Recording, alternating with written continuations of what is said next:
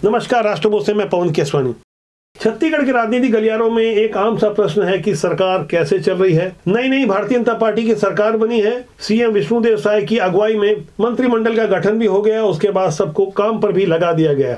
जिस तरह से मंत्रिमंडल का गठन हुआ, 8-4 का जो अनुपात तय किया गया, 8 नए वाले और 4 पुराने वाले, इस हिसाब से यह समझाने की कोशिश की गई है कि काम करने वालों को पर्याप्त महत्व मिलेगा। ऐसे हालात में भारतीय जनता पार्टी का जमीनी कार्यकर्ता जहां स्वाभाविक रूप से उत्साही है, वहीं अपेक्षाएं भी बढ़ गई है। हक और स्वभाव में भी परिवर्तन आया है। भाजपा मुख्यालय कुशाभाऊ ठाकरे की रौनक कुछ ज्यादा ही बढ़ गई है। दूर दराज से लोग आ रहे हैं, अपेक्षाएं रख रहे हैं। ऐसे में स्वाभाविक रूप से नई सरकार के ऊपर कुछ दबाव भी बढ़ता हुआ नजर आ रहा है। फिलहाल करीब 88 से ज्यादा प्रशासनिक अधिकारियों की बदली हुई है। जिस तरह के ट्रांसफर हुए, जिस तरह से 19 जिलों के कलेक्टर बदले गए हैं, अब बारी आईपीएस की है। प्रशासनिक फेरबदल के बाद जल्दी काम पर लगाने की तैयारी हो रही है। साथ ही ऐसे नेता जिन्हें मौका नहीं मिला, या तो उन्हें टिकट नहीं मिली, या किसी कारण से वो चूक गए, निगम मंडल आयोग में आने के लिए जतन कर रहे हैं। सामने लोकसभा का चुनाव है, उससे पहले आने वाली 22 जनवरी के लिए कुछ टास्क दिए गए हैं। पूरा देश जब राममय हो चुका है, जिस तरह से अक्षत वितरण के कार्यक्रम चल रहे हैं, अयोध्या में प्रभु श्री राम के मंदिर की प्राण प्रतिष्ठा होगी, इसकी तैयारी में न केवल अनुषंगिक क्षेत्र के कार्यकर्ताओं को बल्कि भारतीय जनता पार्टी के जिम्मेदार नेताओं को भी टास्क दिया गया है। इस बीच सीएम विष्णुदेव साय का एक बयान सामने आता है, जिसमें वो बताते हैं कि खजाना खाली है। यानी पूर्ववर्ती सरकार ने जो करीब 82,000 करोड़ रुपए का कर्ज दिया है, उसका वो जिक्र करते हुए ये याद दिलाने की कोशिश कर रहे थे कि हमने अपना वादा नहीं भूला है। 18 लाख प्रधानमंत्री आवास योजना के अलावा मातारी वंदन योजना और किसानों को धान का प्रति क्विंटल 31 रुपए देने का जो हमने वादा किया था, उसे हम पूरा करेंगे। बीते करीब 1 महीने से समीक्षा ही चल रही है कि कौन अपना है, कौन पराया है, क्या क्या प्राथमिकताएं तय की जानी चाहिए। ऐसे एकदम बदले से सियासी हालात में एक खूबसूरत तस्वीर सामने आई है। ये तस्वीर है नए वित्त मंत्री ओपी चौधरी की। पुराने आईएएस रहे हैं। 2018 में रायपुर के कलेक्टर रहते हुए उन्होंने इस्तीफा देकर जिस तरह से भारतीय जनता पार्टी के प्रति प्रतिबद्धता दिखाई थी, साथ ही 5 सालों तक संगठन का काम और आंदोलन के बाद जिस तरह से उन्होंने रायगढ़ से शानदार जीत हासिल की, उसके बाद जब उन्हें वित्त मंत्री जैसा अहम दायित्व दिया गया, विषम हालातों में अगले महीने छत्तीसगढ़ का बजट भी प्रस्तुत किया जाना है। ऐसी गहमागहमी और बिजी शेड्यूल के बीच वो प्रतियोगी परीक्षाओं के विद्यार्थियों को ट्रेनिंग देना नहीं भूलते। चलती गाड़ी से उन्होंने संघर्ष कर रहे यूपीएससी के विद्यार्थियों के लिए एक ट्रेनिंग प्रोग्राम से जुड़ी हुई ये तस्वीर सोशल मीडिया में पोस्ट की है, जिसे आप अपनी स्क्रीन पर देख रहे हैं। दरअसल ये ऑनलाइन प्रोग्राम दिल्ली की संकल्प कोचिंग संस्था के लिए किया जा रहा था, जहां नाम मात्र की फीस पर संघर्षशील विद्यार्थियों को नई दिशा दी जाती है।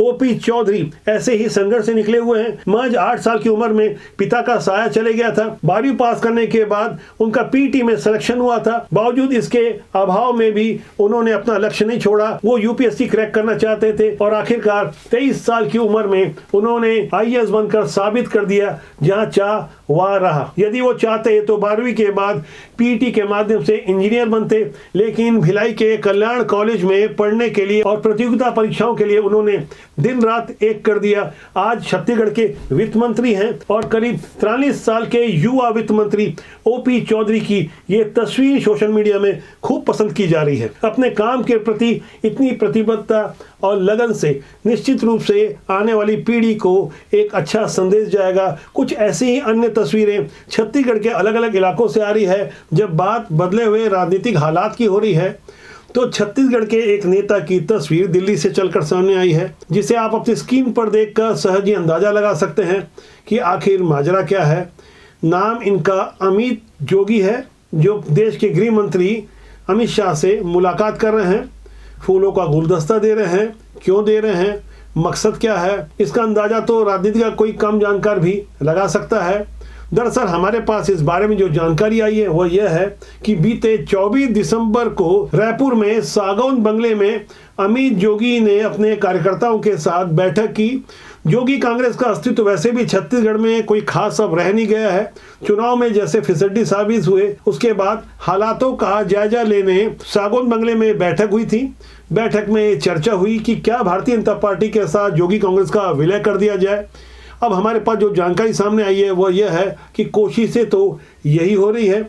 आने वाले दिनों में यदि ऐसा कुछ होता है तो राजनीति के लिहाज से इसमें कुछ आश्चर्य नहीं हो सकता। इसके बाद जाहिर तौर पर कांग्रेस की ओर से तीखी प्रतिक्रिया आएगी। लेकिन जैसा कि राजनीति के बारे में कहा जाता है कि राजनीति जो न कराए वो कम है। बदले बदले हालात में ऐसी ही कई बदली हुई और भी तस्वीरें सामने आएगी। सामने लोकसभा के चुनाव हैं, उसके पहले राज्यसभा की सांसद सरोज पांडे का कार्यकाल समाप्त होगा। ये सीट खाली है, इस पर भी भारतीय जनता पार्टी के कई दिग्गज आस लगाए बैठे हैं। बदले बदले हालात में बहुत कुछ बदलने वाला है। ऐसी ही कई अन्य रोचक तस्वीरें हम आपके साथ लगातार साझा करते रहेंगे। नए मंत्रियों के कामकाज की शुरुआती समीक्षा में जो बातें निकल कर आ रही है वह यह है कि प्रशासनिक कसावट के साथ साथ एक ईमानदार और स्वच्छ छवि बनाने के लिए मंत्री दिन रात लगे हुए हैं। उनके सहयोगी स्टाफ को भी यह बता दिया गया है कि किस तरह से आम जनता के साथ अच्छा व्यवहार करना है, नम्रता से बात करनी है और आने वाले सारे फोन कॉल्स उठाने हैं। आम जनता के लिए जो सहूलियतें दी जा रही है, दरअसल ऐसे बदले हुए हालात को यदि समझना हो तो पूर्ववर्ती रमन सिंह सरकार के अंतिम कार्यकाल को देखना पड़ेगा, जिन कारणों से भारतीय जनता पार्टी सत्ता से कहीं दूर चले गई थी। तब माना गया था कि कार्यकर्ता बेहद नाराज थे क्योंकि वोट 45 लाख भी नहीं पड़े थे, जबकि जानकर बार बार हैरानी हो रही है कि भारतीय जनता पार्टी में 2008 में भी करीब 60 लाख रजिस्टर्ड कार्यकर्ता थे। ऐसे में यह माना जा रहा था कि तब कार्यकर्ता रुष्ट थे। यही कारण है कि जमीनी कार्यकर्ताओं के अलावा भारतीय जनता पार्टी ने जिस तरह से अपने घोषणा पत्र को और खासकर मोदी गारंटी को मूर्त रूप देने की कोशिश की है, उसका असर भी अब धीरे धीरे जमीन पर नजर भी आ रहा है। लगातार हम इसकी समीक्षा करेंगे। जो नई तस्वीरें प्रस्तुत होगी जिसका सीधा सरोकार आपसे है। राजनीति की सुचिता के लिए हम लगातार आम जनता के हित में ऐसी तस्वीरें प्रस्तुत करते हैं जिससे देश और समाज का भला हो, क्योंकि राजनीति कभी भी बुरी नहीं होती।